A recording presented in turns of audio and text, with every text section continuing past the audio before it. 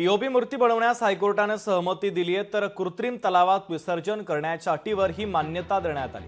राज्य सरकार लवकरच नवं धोरण आणणार असून गणेश मंडळ आणि मूर्तिकारांसाठी नियमावली आता बनवणार आहे। दरम्यान सरकार जे धोरण तयार करेल ते आम्हाला मान्य असेल असं मूर्तिकार आणि गणेश मंडळांच्या वतीने सांगितलं गेलंय। या संदर्भात मूर्तिकार सिद्धेश दिघोले आणि श्री चिंतामणी गणेशोत्सव मंडळाचे सेक्रेटरी वासुदेव सावंत यांच्यासोबत संवाद साधला आमचे प्रतिनिधी भूषण शिंदे यांनी। पाहूयात। सध्याच्या गणेशोत्सवामध्ये पीओपी संदर्भात न्यायालयाने मोठा दिलासा दिलेला आहे।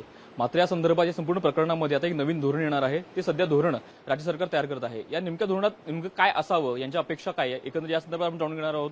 आपल्यासोबत श्री चिंतामणी गणेश मंडळाचे सेक्रेटरी वासुदेव सावंत। उच्च न्यायालयाने जी पूर्वी बंदी घातली होती पीओपीच्या मूर्त्या बनवू नये व विक्री करू नये, ही बंदी जी घातली होती ती उठवलेली आहे।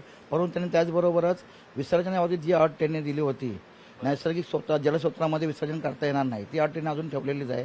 त्याच्यामुळे त्यांना घरगुती गणपती जो आहे, घरगुती गणपती मूर्त्या आहेत, त्या मूर्तिकारांचा एक प्रश्न या ठिकाणी मिटलेला आहे व परंतु कृत्रिम तलावामध्ये विसर्जन त्यांचं होऊ शकते। परंतु जो पेच प्रसंग जो निर्माण झालेला आहे तो सार्वजनिक गणेशोत्सव मंडळाच्या मूर्तीबाबत, कारण साहजिकच आहे 4 फुटाच्या वर किंवा 5 फुटाच्या वरती ज्या सार्वजनिक गणेशोत्सव मंडळ मूर्ती घडवल्या जातात, यांचं विसर्जन कुठे करावं, यासाठी मला वाटते राज्य शासनातर्फे धोरण एक निर्णयात्मक धोरण या ठिकाणी ठरवलं जाणार आहे असं समजते।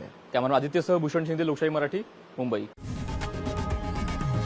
लोकशाही मराठी ऐका, पहा, जागरूक रहा।